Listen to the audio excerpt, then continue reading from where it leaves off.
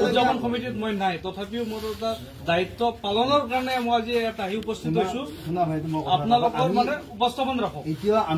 আমি এতিয়াও বিৰলাচি থানাৰ আগত দুখ দিব যোৱা নাই। আমি যিয়ে অৰ্গেনাইজ কৰিছে, যিয়ে আমাক মাতিছে, যিজন মানুহে মাতিছে, তেওঁৰ কথা কৈ আছো আমি। আৰু সেই কথাখিনিত চকু দিব দিছো। বিৰলাচি থানা অসমে চকু দিব লাগিব। আজি মোৰ লগত হৈছে, এই সমাজখন বদনাম কোনে কৰিলে? এই এজন দুজন ব্যক্তিয়ে কৰিলে ন। কিন্তু মই সমাজত আনিলে ইয়ালৈকে আমাৰ লগত মই দায়িত্ব দিছিলো। মই যিহেতু মই কামত সেইটো শুনিলো, মই বহুতবাৰ শুনিলো তোমাৰ মুখত। তুমি আঞ্চলিক মই দায়িত্ব দিছিলো। তেখেতে দায়িত্ব নিজৰ নিজৰ দায়িত্ব সুকলে পালন কৰিব নোৱাৰিলে। কিখন নোৱাৰিলে অহাকালি এখন দলীয় খবৰ ৰাখিছিল তাক কেনেকে ক'ব how can you say that?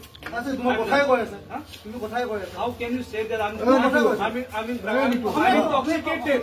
How can you say that? এইটো বহুত ডাঙৰ হৈছে দে। তুমি এতিয়া তোমাৰ ঘৰত নাই, কুচক কথা পাতি থাকা নাই, এইটো দুই চাওত কথা পাতি আছা।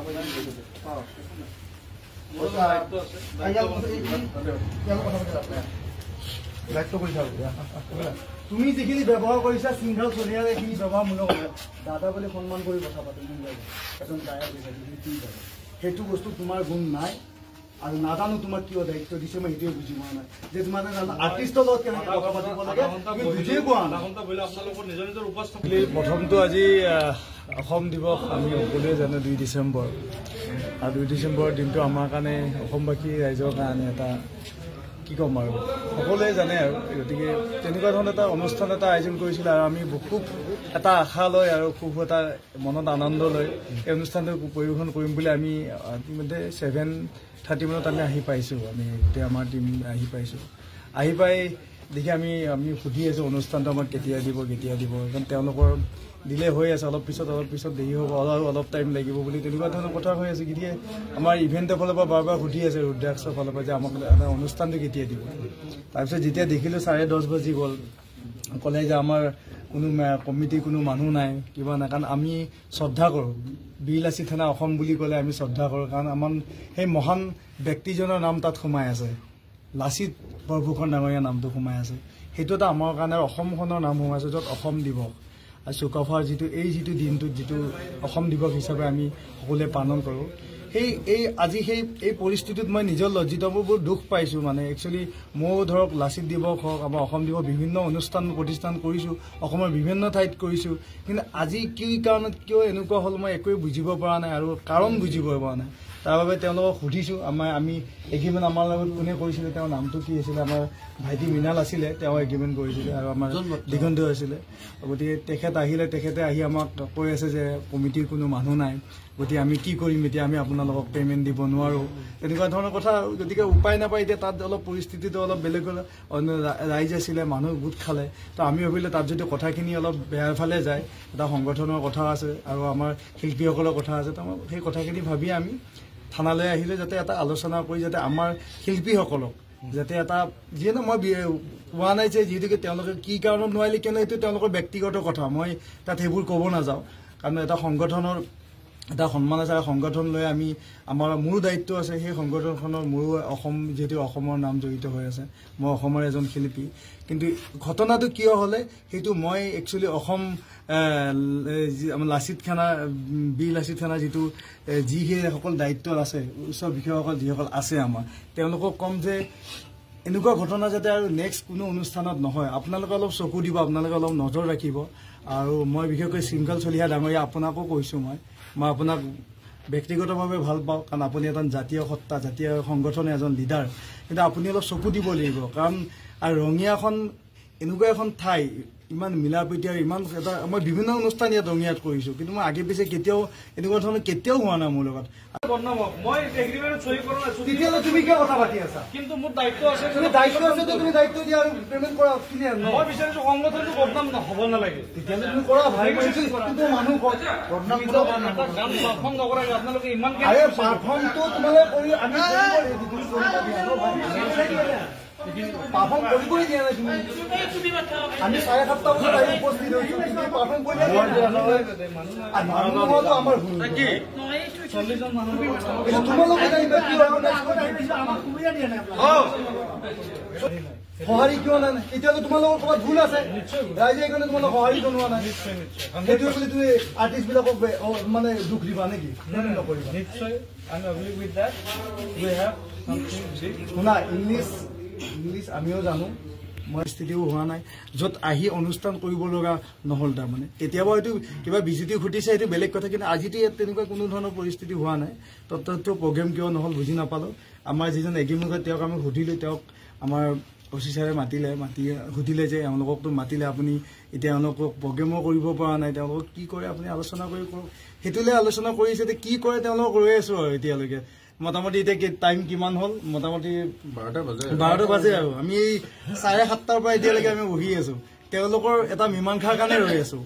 আমি কোনো সংগঠনক দুখ দিব বিচৰা নাই, কোনো ৰাইজক দুখ দিব বিচৰা নাই। হয়তো কোনোবা এজন ব্যক্তি হয়তো থাকিব পাৰে, যাৰ হয়তো দায়িত্বত লোৱাত চাগে ক'ৰবাত ভুল হ'ল নেকি, নে কি হ'ল নাজানো, ক'ত কি ভুল হৈ থাকিলে। তো সংগঠনে বা এই আজি আঞ্চলিক যি ৰঙিয়া যি কমিটি আছে, তেওঁলোকে এটা বিবেচনা কৰি আমাৰ শিল্পীসকলক এটা আলোচনা কৰি আমাৰ ইভেণ্টৰ লগত কথা পাতি আমাক বিদায় কৰিলে আমি সুখী হ'ম। আৰু মই সেইখিনিয়ে কামনা কৰিছোঁ। আজি যিখন আমাৰ ৰঙিয়াত মানে ফাংচন হৈ গ'ল, ফাংচনত মানে আমি শৃংখলাক মানে আজি এদিন আগতে আমাৰ ইয়াতে ষ্টেচনতে আছিলোঁ, ঠিক আছে। থকাৰ পিছত তেখেতক আমি আজি এতিয়া আমি বাইক ৰেলী কৰিলোঁ। আমাৰ ট্ৰাফিক ইনচাৰ্জ কলিতা ছাৰো জানে, মানে 2টাত আমি ৰেলী ওলাইছিলোঁ। ঠিক 3:30 4:30 মানে 2 ঘণ্টামান আমি বাইক ৰেলী কৰিলোঁ। মানে 3টা বজাত ওলাইছিলোঁ, টু বি অনেষ্ট। 3টা বজাত 1.5 ঘণ্টা লাগিছে বাইক ৰেলী কৰাৰ পিছত। 4:30 বজাত আমি মানে আহি পাইছিলোঁ আমাৰ সংঘৰ বাকৰি। তাৰ আধা ঘণ্টাৰ ভিতৰত ৰঙিয়া ৰাইজৰ কোনো আমি সঁহাৰি দেখা নাই। ৰঙিয়া ৰাইজ মানে অহা নাই, অকল আমাৰ দলীয় কৰ্মকৰ্তাখিনিৰ বাহিৰে।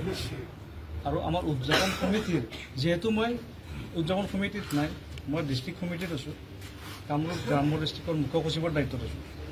আৰু ৰঙিয়াৰ উদযাপন সমিতিত তেখেতসকলক দায়িত্ব দিছিলোঁ যে তেখেতে সুকলমে পালন কৰে।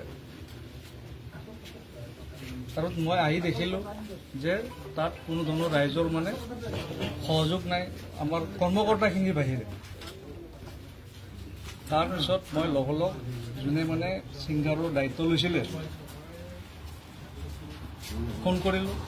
ফোন কৰাৰ পিছত মানে ক'লোঁ যে ৰঙিয়া ৰাইজৰ কোনো সহযোগিতা নাই, অকল দলীয় কৰ্মকৰ্তা 40জনৰ বাহিৰে ফিল্ডত আৰু কোনো নাই। 40জন মানুহক লৈ এটা ফাংচন বা পাৰফৰ্ম কৰা কোনো একো নহয়। আৰু আমাৰ মানে এখন আমাৰ লিষ্ট বনাইছিলে ৰঙিয়া উদযাপন সমিতিয়ে। লিষ্টত মানে কেনেকুৱা ধৰণৰ নাম আছিলে, মানে বহুতো ধৰণৰ বিশিষ্ট ব্যৱসায়ী কিবা কিবি, আৰু গোটেইখিনি মানে আমাক কথা দিছিলে, মানে ৰঙিয়া উদযাপন সমিতিক কথা দিছিলে যে অনুষ্ঠানত আহি পে'মেণ্ট কৰিব। কোনো কাৰো সঁহাৰি আমি দেখা নাপালোঁ সেই অনুষ্ঠানত। সেই গতিকে অলপ নেগচিয়েশ্যন কৰা, যিহেতু কোনো এটা গান পাৰফৰ্ম নকৰাকৈ এইটো মানে অনিবাৰ্য কথা। 1,30,000 লৈ যোৱাটো এটা গান, ইভেন এটা গান পাৰফৰ্ম কৰা নাই, গান পাৰফৰ্ম নকৰাকৈ 1,30,000 দিয়াটো অনিবাৰ্য। ৰঙিয়া উদযাপন সমিতিয়ে সেইটো বস্তু মোৰ ওপৰত উপস্থাপন ৰাখিছে। আৰু মই ৰিকুৱেষ্ট ৰাখিছোঁ যে অলপ নেগচিয়েশ্যন কৰক, কৰি পিনে কি লাগে আমি মানে আলোচনা কৰি এটা সিদ্ধান্ত উপনীত হ'ম। তাৰপিছত যদি আমাৰ ঠিক লাগে আৰু সিহঁতৰ মানে নিজে এটা মানে বিবেচনা কৰি চাওক, এটা গান পাৰফৰ্ম নকৰাকৈ 1,30,000 কেনেকৈ নিব, সেইখিনি কথা। তেখেতলোকে এটা সিদ্ধান্তত উপনীত হওক, কিমান লাগে।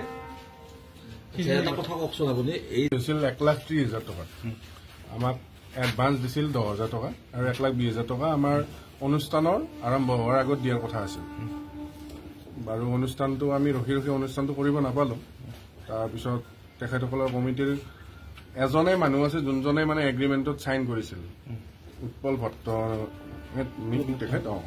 তেখেতে আছিল বাকী তেখেতে কৈছে বাকী কোনো নাই ইয়াতে কোনো কমিটিৰ মানুহ নাই কমিটিৰ মানুহ দেখাও নাই মই বাছ এইখিনিয়ে ৰখি আমি 10:30 11টা বজাত আমি থানালৈকে আহিলোঁ অনুষ্ঠানটো নহ'ল ৰঙিয়াত এনেধৰণৰ ঘটনা কেতিয়াও ঘটা নাই আপুনি এগৰাকী সাংস্কৃতিক কৰ্মী হিচাপে পৰিৱেশটোক লৈ কি ক'ব ইয়াতো দেখিছে কিছু সময় আজিৰে লৈ পেলাই মই এটা কথা কওঁ যে আমাৰ যোনটো এখন কমিটি আছে যোনখনে অৰ্গেনাইজ কৰিছে প্ৰগ্ৰেমটো তেখেতসকলৰ ভুল আছে তেখেতসকলৰ হয়তো চাগে কিবা বেলেগ হেৰি আছে গম নাপাওঁ আৰু বাকী যদিহে পইচা নিদিয়ে আপোনালোকে থানাত এফআইআৰ দিব এনেকৈ ভাবিছোঁ